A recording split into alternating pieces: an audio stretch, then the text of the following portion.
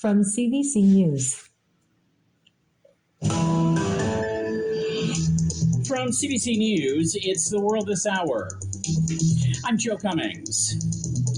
Police in California say the suspect wanted in a mass shooting this weekend is now dead.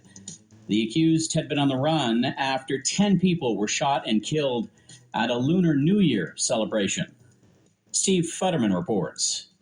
Authorities here in Monterey Park say it was just one man, and he is dead. I can confirm that there are no outstanding suspects from the mass shooting incident that occurred in the city of Monterey Park. LA County Sheriff Robert Luna made the announcement.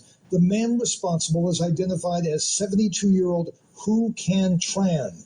When his vehicle was surrounded by law enforcement officers, he killed himself. As Torrance officers pulled behind the vehicle, the white van entered a shopping center parking lot. When officers exited their patrol vehicle to contact the occupant, they heard one gunshot. Authorities are still trying to determine a motive. One possibility is that the gunman knew one or more of the victims. Those killed were older people, most likely in their 50s, 60s, or above. Steve Futterman for CBC News, Monterey Park, California. Ahead of the House of Commons sitting again next week, Prime Minister Justin Trudeau is in Hamilton, kicking off a 3-day cabinet retreat. As we hear now from Janice McGregor, there are a number of pressing issues high on the Liberals' agenda.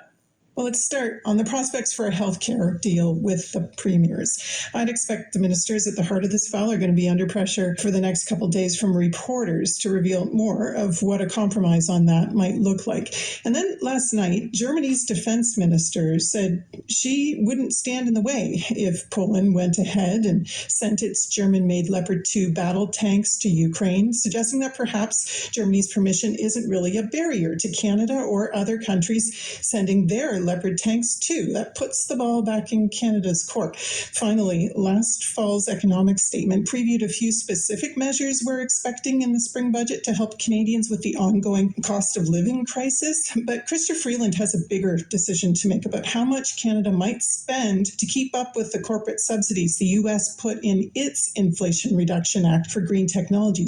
Janice McGregor, CBC News, Ottawa. As Janice mentioned there, a senior German diplomat is saying her country will not object if Poland decides to send some of its German-made Leopard 2 battle tanks into Ukraine. Foreign Minister Annalia Bauerbach has told a French TV network that while her government has not received a formal request from Warsaw for approval, Germany will not stand in the way if asked. The Ukrainian government is insisting it needs advanced tanks to continue its defense against Russia. Now to Pakistan, where the country's main power grid has gone down, leaving more than 200 million people without electricity.